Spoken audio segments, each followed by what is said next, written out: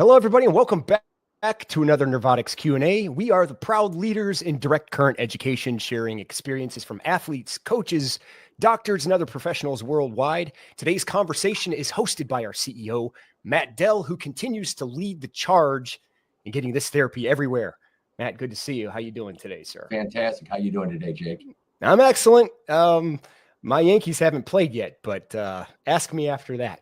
Yeah, well, our Cubbies just lost, so now it all boils down to tomorrow. So, unfortunately, I don't know. Maybe they'll throw Boyd again tomorrow. I loved watching him pitch yesterday. So he's so good. He's doing so good this year.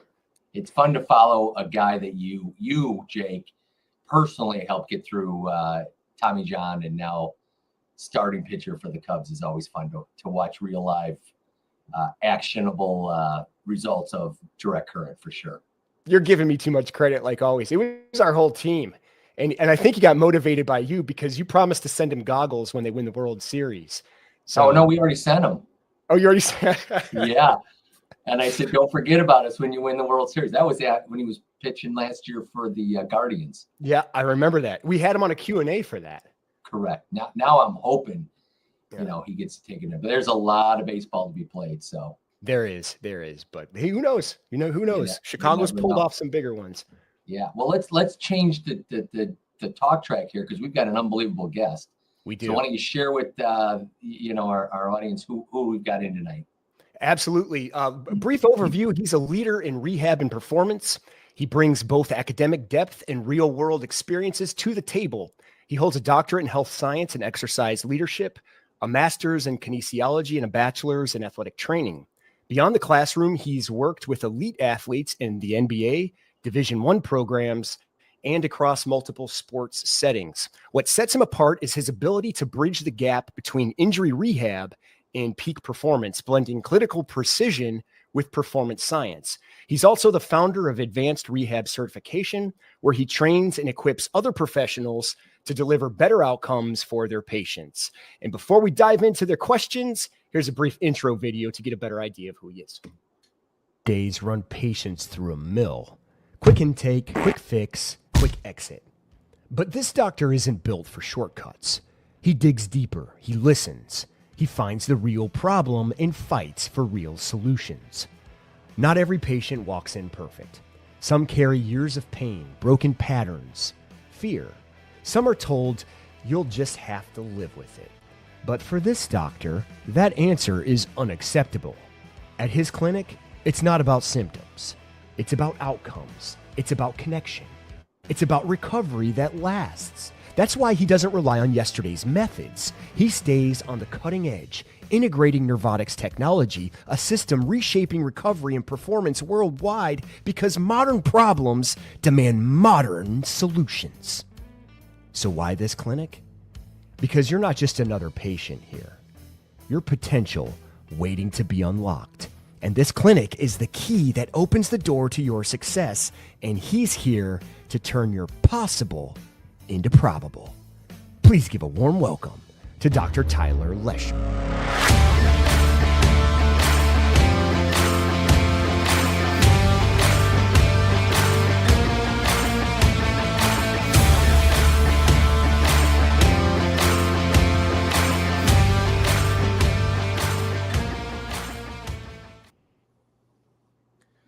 Love the medal. Man, I that's the best intro I've ever had. Damn. You guys know more about me than my wife does. Well, she was there for that medal. So I'm going to jump right in. That's what jumped off the page to me. She pushed me through that finish line, man. Without her, that would have never happened. What kind of race was it? Is it a marathon, half marathon? That was the San Diego Marathon. By far the dumbest idea I've ever had.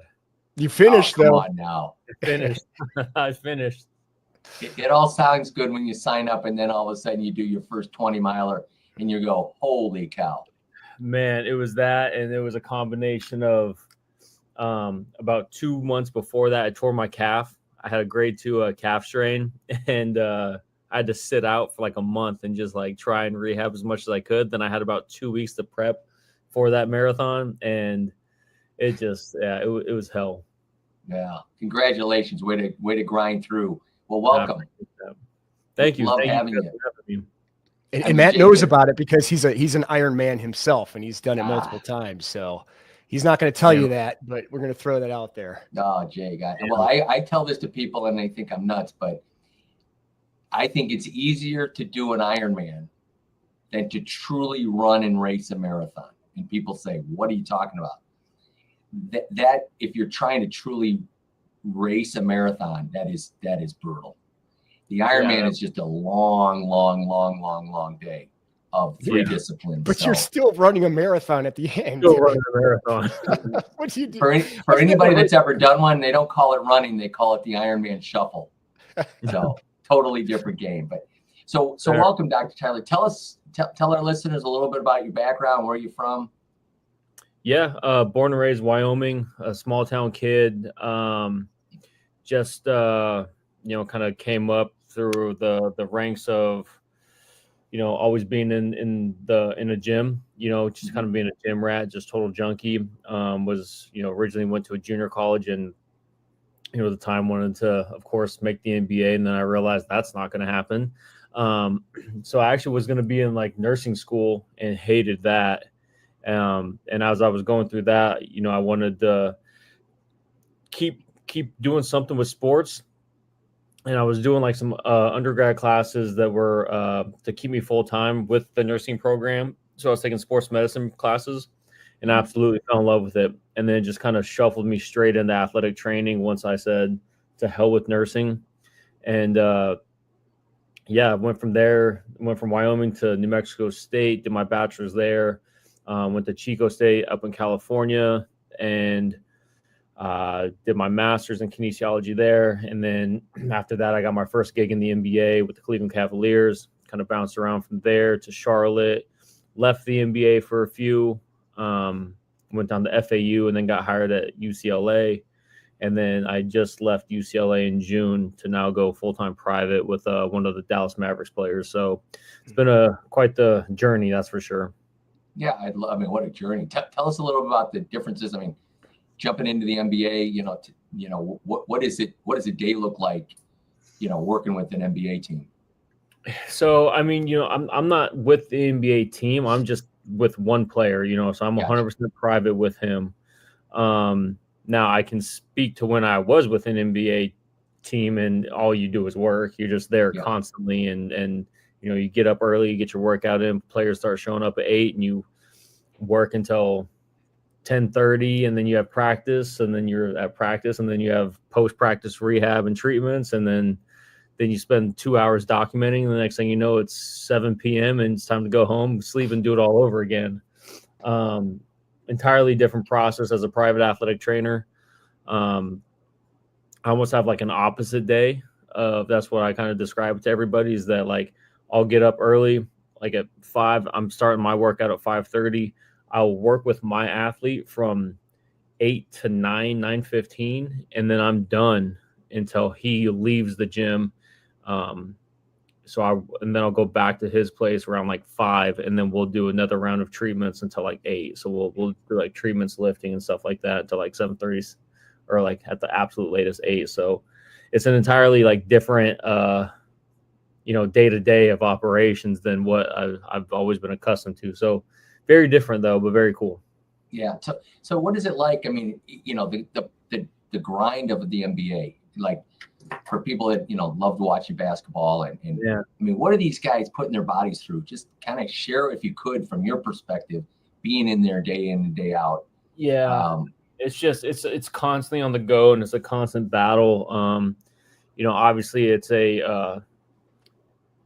a lot of it depends on the coach of like how much grind actually goes on these guys' bodies. Obviously you play 82 plus games, but if you have a coach, or if you're not playing that well and you're like truly practicing in between games, you just are getting the shit kicked out of you every single day between games, and the game comes around and it's all over again. Versus if you're with a better team, and it's a little different process, right? Where it's like practice might just be like you're coming in doing more technical work, kind of walk through stuff. And then, then it turns into like, all right, like you're actually focused on more on recovery and stuff like that.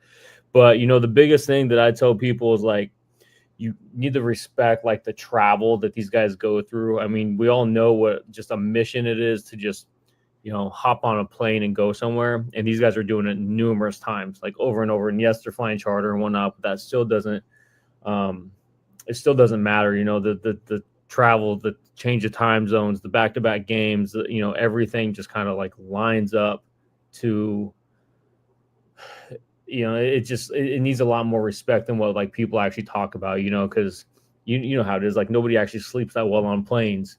Then you land and it's 2 a.m. Then by the time you bus to the hotel, then it's 3. Or then you have shoot around at 10 a.m. So it's just so much on their bodies. And, it's I just wish people truly understood like, how aggressive that is. Cause you know how it is just going through a TSA line, let alone like having to do that, over and over and over and over and over. Yeah, no, I'm still banged up from my trip to Vegas to watch the Bears game, and that was just one flight. Yeah. And so I can't imagine. So you mentioned something I want to ask those players, like depending on the team, how challenging is that for that guy that's not getting much playing time? Where and how does it? So he's practicing harder than obviously the starters, or how does that work? Yeah, absolutely. I mean, because he's got to stay in shape just in case someone gets hurt, So, it's always, back in the day, it was like one of those things that like if you didn't play over 20 minutes, then you had to do 20 minutes of conditioning after the game or at practice the next day or something like that. Now it's a little more dialed and fine-tuned thanks to like sports science and everything. But yeah, I mean, if you're playing 25 to 35 minutes during the game, you're probably showing up to practice the next day, really having a low workload. But if you're a 0 to 20-minute guy, you're probably getting into more short-sided games, playing against coaches, doing things like that just to maintain your cardio. Because the last thing you want to do is get out of shape while you're sitting on the bench. So, they're sitting there going through the travel and all that stuff. But then, the only difference is they're not playing in games. They're playing during practice. Yeah, that makes a lot of time. I mean, I can't imagine because you got some of these guys that have been, I mean, LeBron's and the top guys. I mean, how they're able to continue to play at that level is amazing. Absolutely elite. So they're obviously dialed in.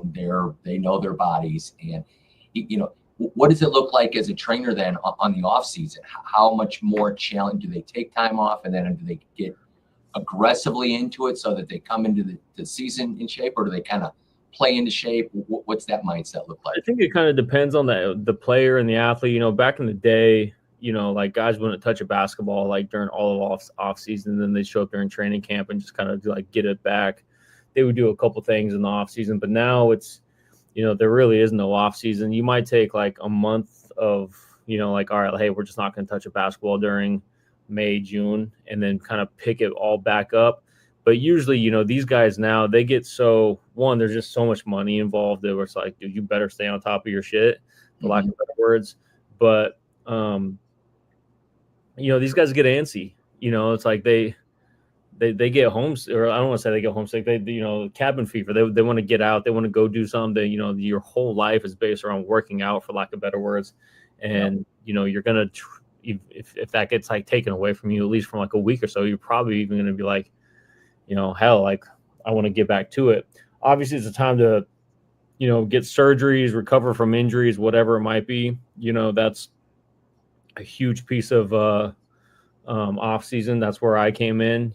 My athlete, he wanted to focus on health, and he brought me in.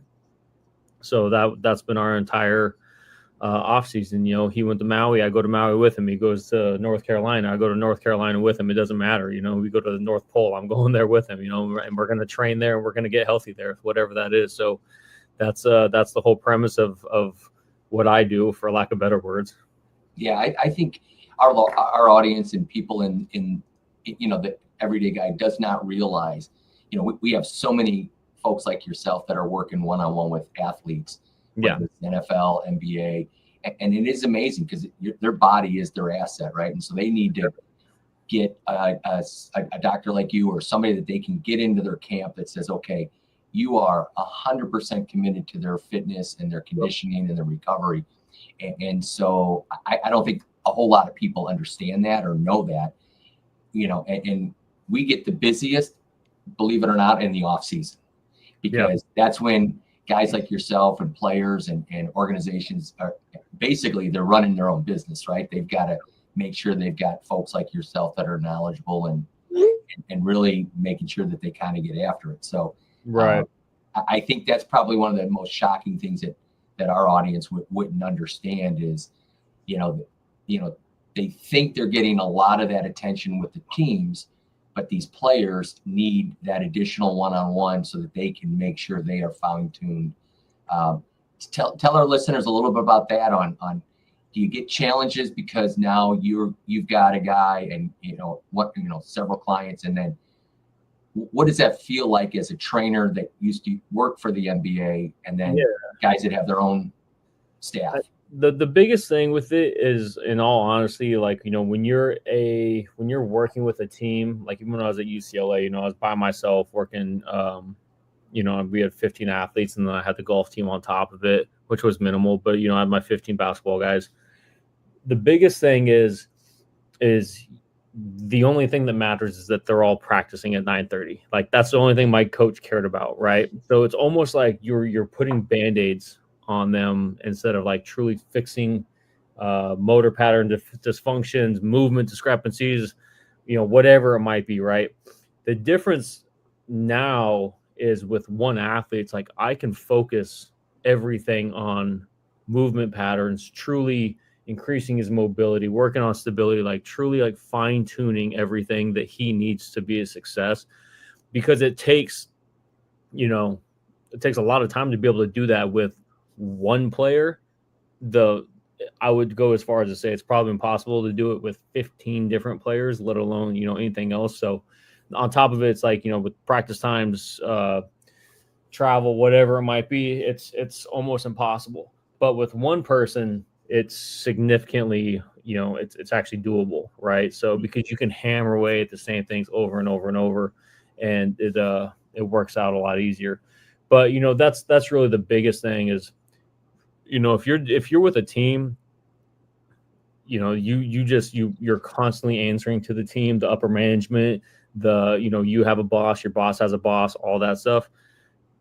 The private world, it's just me and my athlete. Like, my athlete is my boss. So, I have a whole different like set of, I guess, outcome goals with him than I do than when I was with the team. Yeah, that makes a lot of sense, because if you're managing 15 guys and your goal is to get them all practicing, to your point, you're putting Band-Aids on a lot of it. You're not fixing compensation patterns. You're not improving performance. You're not, doing some of the things that are going to allow that elite player to go to another level because he's getting that attention. Is that pretty accurate? Exactly. You're just getting him out to practice, because that's the only thing coach wants. Like, he just wants them to practice. So practice and play. Yeah. And that's what it wants. They want that here too in the NBA, but again, it's like they're not going to be able to do that and do it at a high level for as long as they want if they don't fix it now and have that one-on-one care. Yeah. So is that kind of a relationship with your current player? Is that just something that you've built over time? Was he a UCLA guy, or how did you guys? We when I was with the Charlotte Hornets, I was with their G League team. Mm-hmm. He came in as an undrafted free agent, and he had a torn MCL, and the management pretty much came in. They were like, "Hey, look, we drafted his brother. We don't think he's going to be much." Talking about my player, and they were like, just get him healthy. We're going to send him to the G League and, take care of him. Well, as is a grade 3 MCL sprain. I spent like 6 months straight with him, like almost every day. Of course, you become really close with them and like, good friends at that point. But as I was like watching him like come back from this injury, I'm like, I don't know what management's talking about saying that he's not going to be a good player, because I'm watching this dude just kill it, like absolutely kill it. He gets on the court and dropping 30 points every G League game. He's jumping out of the gym. He's just absolutely incredible. And then COVID hit is what happened. So it just became one of those things where I was ready to leave the Hornets, and obviously we maintained our relationship and whatnot, but I kind of bounced around. He went to the Miami Heat, and then finally it just kind of worked out where he got traded to Dallas, and it's a place that my wife and I have always talked about living. So we got traded to Dallas, and as soon as I got like the Woj tweet or whatever, I texted him and I said, "Hey, I'll move to Dallas right now if you want me to." And kind of just hindsight, like just went straight from there pretty much. I love it. Yeah. So answer this for me, and I'm digressing. You're talking about some great things. This NBA grind and the G leagues and all these different leagues. I mean, it's kind of a feeder system, and obviously you're around enough basketball, pro basketball, NBA guys to see talent, right? But how challenging is that? I mean, give the listeners, because not many people know what that grind is, how many leagues there are, how many rookie. I mean, can you give us a summary of what's really going on behind the scenes in the NBA to try to get to that level? Yeah, I mean, people don't realize that, like, shit, everybody's good. Like, everybody, and not just good, like, they're great. Like, there's some dudes that can, like, I'll say this, there's dudes that are probably in, like, Rucker Park in New York right now that are better than most of the people in the NBA. The difference is, like, do you have all the intangibles, right? Do you have the mental game up here? Can you, like, go to bed at night and not stay up partying? If you are going to be partying, or you're going to be like I don't want to call him out, but like a James Harden or something like that, to where you can still show up and put up 50 a night and nobody cares if you're going to go party. Right. You know, there's just like, people don't realize how good these athletes actually are. But what makes everybody in the NBA that much better is the fact that they can fine tune everything from their camps, their livelihoods, their families, everything, to where it's like it's solely focused on basketball, because it does take a full team to get, you know, to the level that that they want to be at, right? You know, there's a lot of great players in the G League, but you could just see it that they were like, yeah, he's really good, but you know, he just won't take care of his body, kind of doesn't really want to lift that well, does absolute shit for recovery. You know, like there's just so many like little different things that kind of like, you're like, well, you know, he just doesn't have like all the factors that a team's kind of looking for, you know, because if a team's going to invest money, let alone like 10 million or something like that, you know, that these guys are getting paid a year, they want you to check every box. You know, you are an investment. And if you're not going to, you know, take the time and invest in yourself, why would anybody else invest in you? You know, that was like one of the biggest things with my athlete. Like, there's not very many NBA players that I would leave UCLA basketball for. Mm-hmm. You know, I left for my player because I know his work ethic, and I know pretty much if I say we're going to do 5 sets of 150, he's going to do 5 sets of 151. You know, like that's his mentality. And that's the kind of person I want to work with, versus there's other guys in the NBA that I have worked with that I'll say, hey, we're going to do 5 sets of 10, and they're asking to do 3 sets of 8. You know, there's just, so it's just kind of that different scope and lens. So it's like all the stuff behind the scenes, and that doesn't even include like what's going on in Europe, right? Like, right. Oh, there's yeah. a billion different leagues over there of guys that can hoop. Look at Luka, look at all those guys. Like, there's a new kid coming out of Finland that I never even heard of. They just put on an absolute clinic in like the Euro League now. And, you know, there's so many players that are that good, but you know, the teams want to make sure that you check every single box, and that's what a lot of people can't do. Yeah, it's interesting. My experience, my youngest was an AAU guy. I told him up front, I said, listen, I've seen this movie, so I'm going to let your mother handle this, just because if they see my 5'7", you know, white frame, they're going to bail on him. Right. So he went through the whole AAU program, and this is a true story. They won nationals, little kid, you know, Chicago team. And I finally went to their final AAU game. I think it was his junior year, high school in Minnesota. And I'm sitting there watching his AAU team. And I'm sitting next to some team from Iowa. And these kids are jumping out of the gym. And I turned to the guy next to me and I'm like, where are these kids going? Where are they playing? And they said to me, and I'll never forget, he's like, every single one of these kids is a D3 player. And these were like studs. Yep. And then I went to see the next level, and same thing. I said to my son, I'm like, watching these and it was really athletically same. It's just their technique. They were better disciplined. They were better coached. They had all that, and I could see that for the first hand. And then immediately I said to my son, like, I could see that level. And he said, Dad, this is like the 5th best team in Chicago, and their best player's not even here. And so so that's the only exposure I had to that. You're seeing it at a much, much higher level. And the Europeans and all the international players are now just absolutely changing the game. Yeah. So it's a whole different world.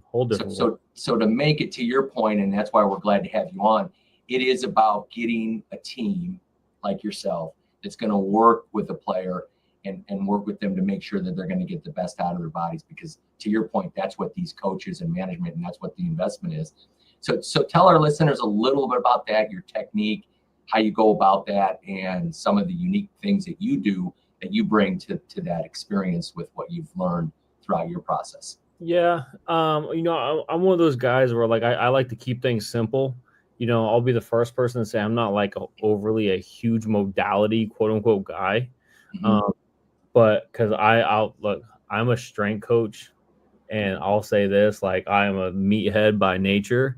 And I think that, like, obviously, like, exercise is the name of the game, right? Like, you want to improve something, it's about exercise.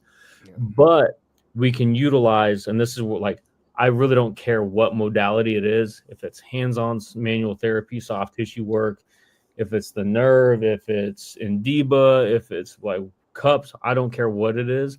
If it's something that we can elicit that transient window to where that tissue is in a prime response to where we can create lasting change, that's all I really care about, right? And the only way that's going to happen is if we truly do something that sets our athlete up to where like we can get through an exercise to increase the tolerance or capacity towards their injury or performance, and build from there. That's really where my focus is. A little bit about my philosophy with it is I do believe that we spend a significant amount of time of hammering down on the tissue. We live in just such like a compression based, like it doesn't matter if it's workouts, if it's hands-on manual therapy or whatever, where it's just like compress, or, we're doing a lift and it's just like, compression on the spine, compression or whatever, that I truly think that's like, I like to stagger my days of like compress, lengthen, or traction, compress, traction, anything like that, to just try and get a means of more hydration or blood flow into like our interstitial spaces and just create more fluid viscosity. Whether there's something there or not, I have no idea. I have zero research on that. It's just something that's worked with me and my athletes in the past. I'll be the first to say like the nerve is now the first thing that I've started to employ from like a true like neuro re-education, neuromuscular like re-education component. So far I've seen great results with it. The one thing that I do love with it, compared to like other modalities, is the fact that like we can do it with exercise. It's the same reason why I love curved cups so much, is because we can do it with exercise. And a lot of things you can't do it with exercise at the same time. So I'm a big fan of it. And that's really just a little bit of my philosophy. Again, I do a lot of hands-on work. I'm not a big like isometric stretcher or anything like that. Or like if we do isometrics, it's usually like at the end range, or following a high bouts of activity, to where we're going to do like true like yielding isos or overcoming isos, not just like we're going to throw our leg up on the wall and just sit there and like stretch like that. So that's just a little bit about my philosophy. I mean, my overall thing is just trying to make health simple, and that's my goal with the athletes. And that's.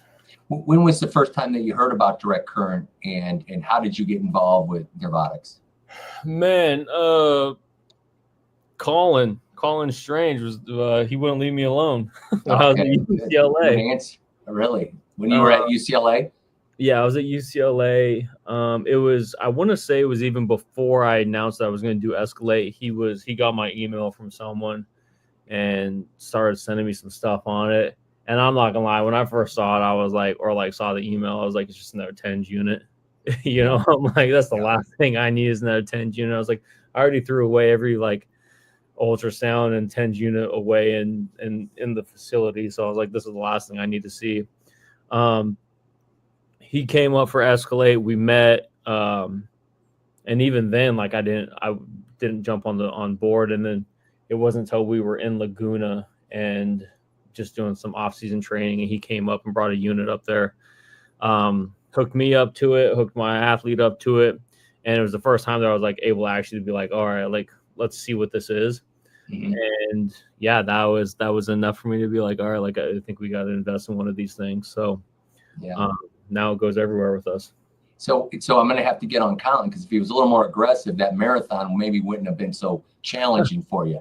Man, that was gonna kill me anyway. Yeah. Well, it might have made it a little bit easier, but that's an interesting. It is funny because to your point on how you train and how you prepare athletes, it's no different than neurotics and direct current. It's all about the outcomes, right? And yeah. There's no. That's why it's so, such a unique technology. And to your point, so many people think, oh, it's a TENS unit. It's just another TENS unit. And it really isn't, because it really does help all the things that you kind of alluded to and what you want your athletes to do. And that is the blood flow, and to be able to move through movement, and to overcome some compensations, and some of that neurological re-education. Yep. And to experience that firsthand is great. We still love to say this is probably the best kept secret, even though it's all over the NBA. It's secretly over the NBA, the NFL, the MLB, because one of the things that you touched upon is these athletes, they have to keep an edge. They have to be that, because it's tough. I mean, to try to make it in any league, it is unbelievable. And when they find a guy like you and or a technology like direct current, they're going to do it, whether it's for performance-based or recovery or for injury, prevention or over. I mean, and it's funny because I think that the nail on the head is the recovery side, the recovery aspect of these pro athletes and what they need to do is so critical. Everything. What are your thoughts on that recovery, and how do you go about that in terms of, making sure that you're pushing hard enough, but still getting that recovery so that it's impactful? Yeah. I mean, so I don't want to sit here and be like, look, it's all sleep, hydration, and nutrition, because everybody knows those are the three pillars. But like, I think that we're missing a proper piece to the nutrition component. Is it's not just about like eating. It's about eating what's right for you and avoiding what's wrong for you. And the only way to do that is truly know what you have food sensitivities to. So you have to be tested, and then like truly like have a true like anti-inflammatory diet, which is focused literally just for you. That requires blood testing, stool sampling. I mean, a variety of different things. But it's a absolute focus of mine, because it's like you're only gonna recover so well from the outside in, right? Like we can only do so much, like with the boots, the tubs, the this, the that, but like unless you're recovering from the inside out, you're only going to achieve a certain level of recovery. Now, I'm focused on that optimal level, right? So it's like, hopefully we're sleeping as well as we can. Obviously, we're flying all over the place, so you're going to have a very limited window with that. We're able to modify how much hydration we're able to put into us. But from the nutrition side, it's like, well, what if post-game they have a bunch of different foods out there for you, but like you have a sensitivity to them and you don't even know that you have a sensitivity to those foods that are out there? Well, when you eat that, if you have a sensitivity to it, it's gonna cause more inflammation into your system. Well, that's already going to dampen the recovery benefits of everything you're going to do. It's going to hinder everything. So the goal is from there to really focus on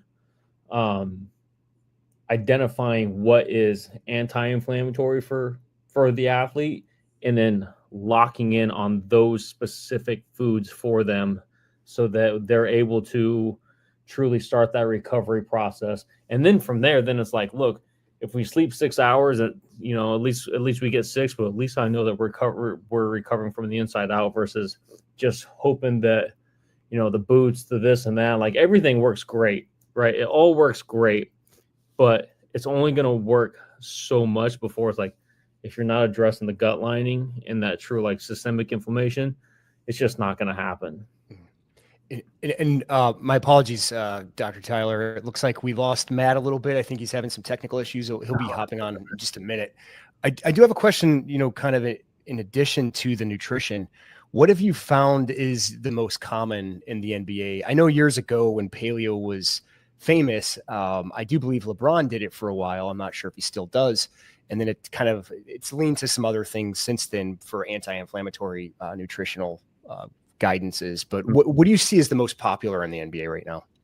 I honestly, I think a lot of things are starting to transition into this new like anti-inflammatory diet.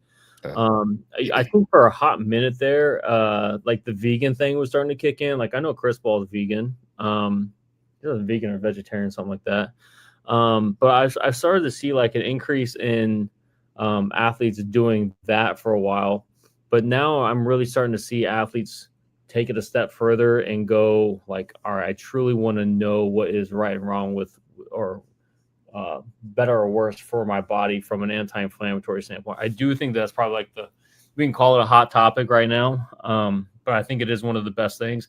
I'm not seeing like any like crazy, I don't want to call them fad diets or anything like that. But, I definitely think like the anti-inflammatory thing is a hot thing right now for the NBA athletes. Yeah, and I think a lot of research has kind of leaned that way recently too. And you brought up the point, like the blood test, that's a big one because this isn't a cookie cut brush stroke where it applies to everybody. Some nutrition isn't going to work or affect somebody the same way as another athlete. So, exactly. Nutrition varies. What might be right for me is not right for you. Right. I went through the testing because I was like, how can I recommend this for my athlete if I've never done it? And I ended up finding out I had a slew of things wrong with me that I had no idea that I was like pumping in me every day, know?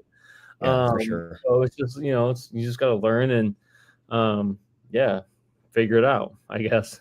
Would you say that's part of the elite athlete intelligence, at least at a different level, in that level of play, that a lot of these players are leaning more into the nutrition, or are some of them still kind of sloppy with it? Yeah, I mean, it's probably 50-50. I think it's a combination of guys like, one, they know they need to eat healthy, but they'll only like a few of them will like actually do it. The other ones, or the second part of that is they don't have enough money to invest into it because that shit's not cheap at all. To truly do it and have it like monitors and regulated and everything like that, it's not cheap. And then the other ones are the ones that are like, okay, like I know I'm starting to get older. I'm not 21 anymore. Like I'm not bouncing back as fast as I could. Like I used to be able to just kind of do some of these and then go out there and drop 30. It's not like that anymore, So I get it. That's where a lot of it really comes in is, these guys are going, hey, we can't just get out there and do the things that we want. It's a process of it. So they're willing to spend the time and their resources on, people like me, and then the nutrition component and a variety of different things. So it's not even like things that like the team won't provide or whatever. I just don't think that they'll provide it to the direct like one-on-one level. So then those specific athletes have to go out there and kind of create their own team with that to make sure that those things happen. Yeah. But yeah, it's a process, that's for sure. I think all this nutrition talk made Matt hungry, so he popped off for a few minutes to get a protein shake. So I hope it's all good now. Matt, did we lose you again? It looks like we're still having some technical issues with him. But Tyler, we really appreciate your time on here. Is there anything that you want to I want us to kind of reach out, like as far as your social media? Where could people follow you? Yeah, I'm pretty active on Instagram, Dr. T Lesh. I have tried to promote my TikTok and it gets absolutely zero love, but Instagram is probably the best. Everybody can find me on LinkedIn as well. Although I will say, like, I'm pretty spotty with my messages on LinkedIn. It's probably because I just get so many different, and don't take this the wrong way, I get a lot of vendors in my Well, we get it. Yeah. And it's just one after another.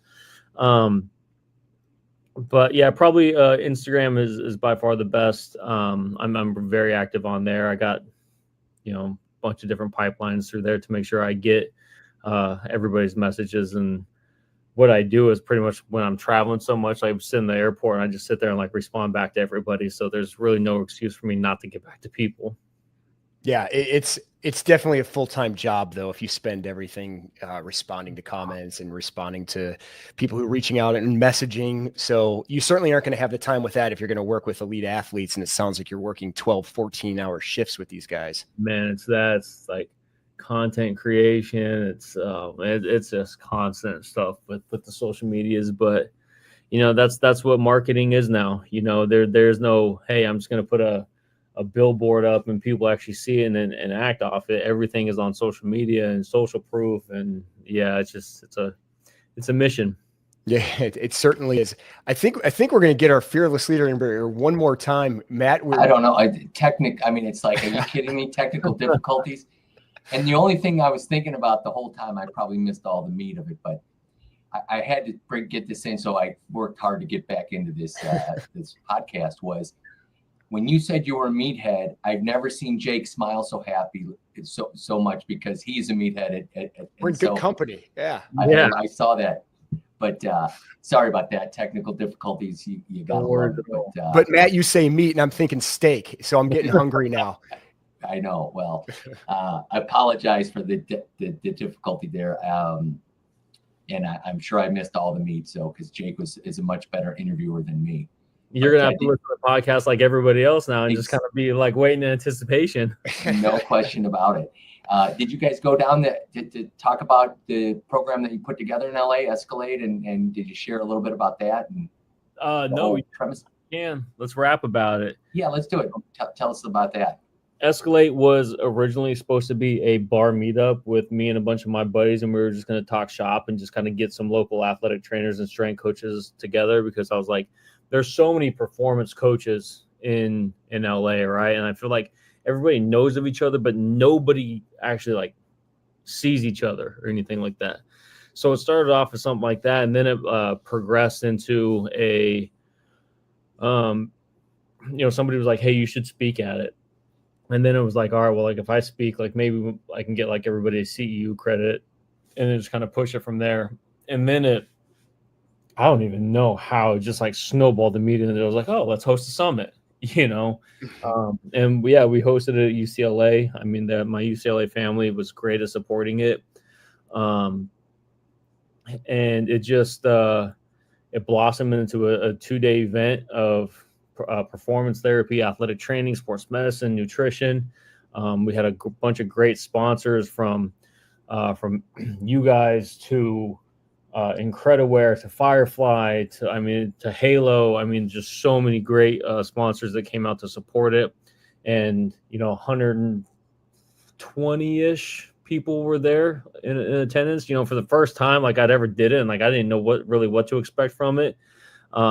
It just worked out to be just an awesome week or a weekend. I'll say this, like I've never been so stressed in my life, like I thought everything went wrong, and to everybody else, everything went right. So it was perfect. But it was just a hell of a weekend, and I definitely hope to do it again for sure.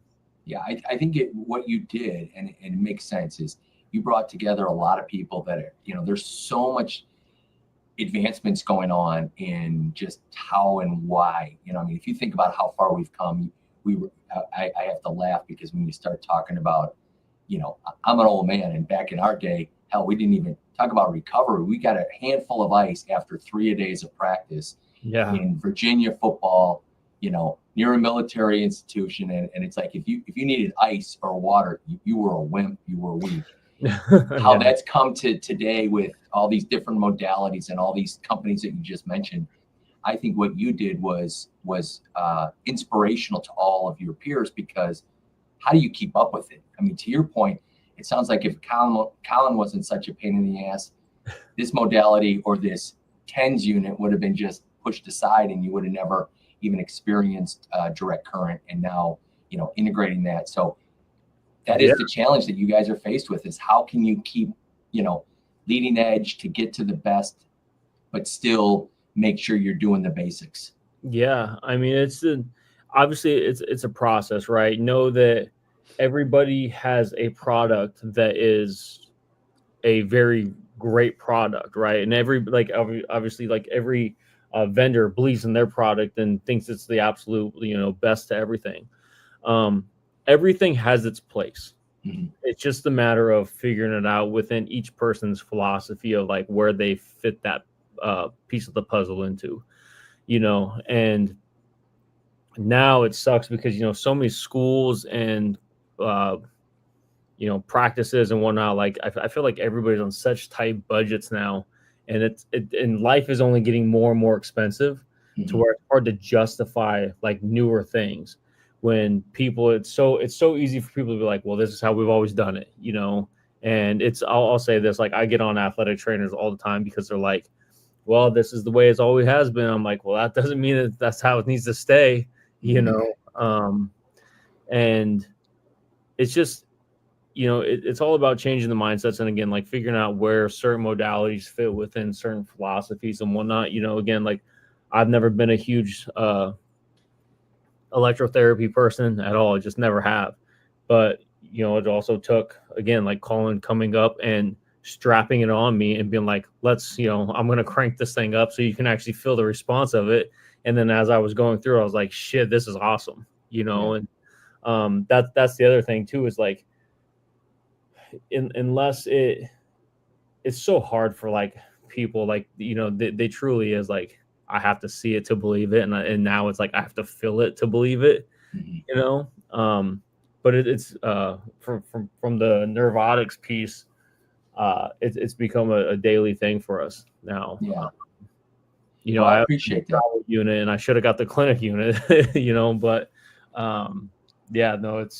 it's a hell of a piece of equipment for sure. Yeah. And and again, we're all about the outcomes. I mean, we're not here to sell anything, and we never have been. It's all about, the word of mouth, the outcome of players and clinics and folks like yourself that actually integrated in and trying to understand it. Cause it's a difficult, to your point. I mean, you've been around it and you start going, okay, it's just another TENS unit until you actually, to your point, feel it. Yeah. And that's why this world that we live in, Jake and I, it's so exciting, because now we have multiple units. We have product that can, satisfy a weekend warrior all the way up to, these pro guys that are, to your point, to travel. It's amazing how many Nervotics direct current devices that we see with guys walking in and out of planes, because what a great time to recover when they can sit there on a plane and get some blood flow. How about this? This was even like today. I'm not gonna lie. I told my athlete, I was like, "Hey, look, let's."